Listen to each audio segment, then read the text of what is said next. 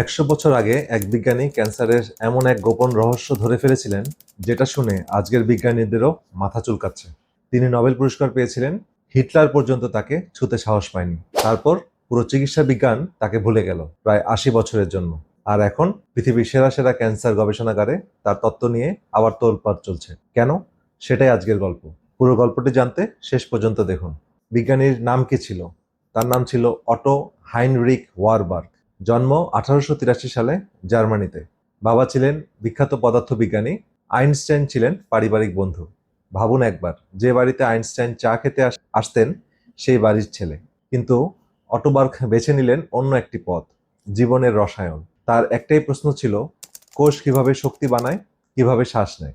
প্রথম বিশ্বযুদ্ধে ঘোড়সওয়ার বাহিনীতেও যুদ্ধ করেছিলেন। শোনা যায় স্বয়ং আইনস্টাইন তাকে চিঠি লিখে বলেছিলেন, তুমি যুদ্ধক্ষেত্রে মরার জন্য জন্মাওনি, ল্যাবে ফিরে এসো, বিজ্ঞানের জন্য তোমাকে দরকার। তিনি ফিরলেন, আর ফিরে এসে এমন কিছু আবিষ্কার করলেন যা ইতিহাস বদলে দিল। 1920-এর দশকে ওয়ারবার্গ ল্যাবে ক্যান্সার কোষ নিয়ে পরীক্ষা করতে গিয়ে অদ্ভুত একটা জিনিস খেয়াল করলেন। সহজ করে বলছি, আমাদের শরীরের স্বাভাবিক কোষ শক্তি বানায় অক্সিজেন দিয়ে, অনেকটা দক্ষ ইঞ্জিনের মতো, অল্প জ্বালানিতে বেশি শক্তি।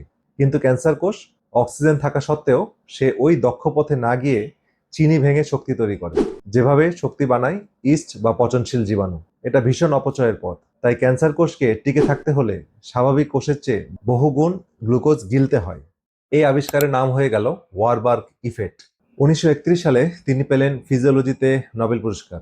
কেউ কেউ বলেন তার কাজ এতই বিশাল ছিল যে আরো একাধিকবার নোবেলের জন্য তার নাম বিবেচনায় এসেছিল। আর মজার তথ্য, তিনি ছিলেন ইহুদি বংশোদ্ভূত। তবুও নাৎসি জার্মানির ল্যাবে তার গবেষণা চলছিল, কারণ হিটলারের ছিল ক্যান্সার নিয়ে মারাত্মক ভয়, আর ওয়ারবার্গ ছিলেন ক্যান্সার গবেষণার সেরা মাথা। গল্পের সবচেয়ে বড় টুইস্টটা কিন্তু এখনো আসেনি, কিভাবে এই নোবেল জয়ীকে সবাই ভুলে গেল। তার আগে ছোট্ট একটি অনুরোধ, বিজ্ঞান আর স্বাস্থ্যের বিষয়ক এমন চমকপ্রদ এবং ইন্টারেস্টিং তথ্য পেতে আমাদের পেজটি ফলো করে রাখুন। আর যারা ইউটিউবে দেখছেন তারা চ্যানেলটি সাবস্ক্রাইব করে রাখুন, সাবস্ক্রাইব বাটনে চাপ দিন, তাহলে নতুন ভিডিওগুলো আপলোড করার সঙ্গে সঙ্গে আপনাদের কাছে পৌঁছে যাবে। তো চলুন এখন মূল টুইস্টে ফিরে আসি। তো 1953 সালে ওয়াটসন আর ক্রিক আবিষ্কার করলেন ডিএনএর গঠন। পুরো বিজ্ঞান দুনিয়া পাগল হয়ে গেল জিন নিয়ে। সবাই ধরে নিল ক্যান্সার মানে জিনের গোলমাল। ব্যাস, গবেষণার সব টাকা, সব মনোযোগ চলে গেল জেনেটিক্সে। ওয়ারবার্গের কোষের খাওয়া দাওয়ার তত্ত্ব হয়ে গেল সেকেলে, পুরনো ফ্যাশনের জিনিস। ওয়ারবার্গ শেষ দিন পর্যন্ত জেদ ধরে বলে গেলেন, তোমরা ভুল দিকে তাকিয়ে আছো। 1970 সালে তিনি মারা যান, অনেকটা উপেক্ষিত অবস্থায়। কিন্তু ইতিহাসের মজা দেখুন, বিজ্ঞানীরা মানুষের পুরো জিনোম পড়ে ফেললেন, হাজার হাজার টিউমারের জিন ম্যাপ করলেন।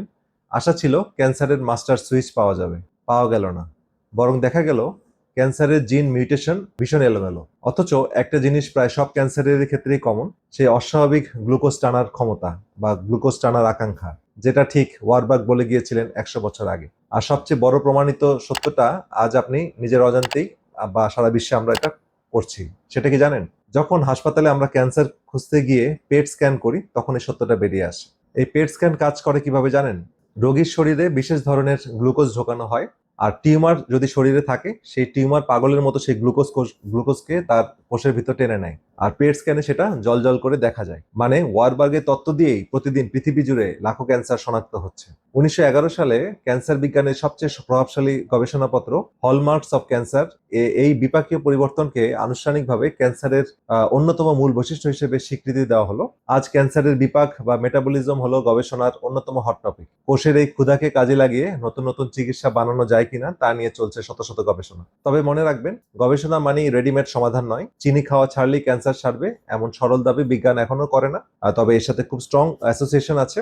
চিকিৎসার সিদ্ধান্ত সবসময় চিকিৎসকের সাথেই বসেই নিতে হবে, সেটাই বুদ্ধিমানের কাজ। তো ভেবে দেখুন, একজন মানুষ সঠিক ছিলেন, কিন্তু পুরো পৃথিবী তাকে শুনতে সময় নিল 80 বছর। আপনার কি মনে হয় বিজ্ঞানের আর কোন ভুলে যাওয়া আবিষ্কার একদিন ফিরে আসবে? কমেন্টে লিখুন। সবচেয়ে ইন্টারেস্টিং উত্তরটা নিয়ে আমি পরের ভিডিও তৈরি করবো ইনশাল্লাহ।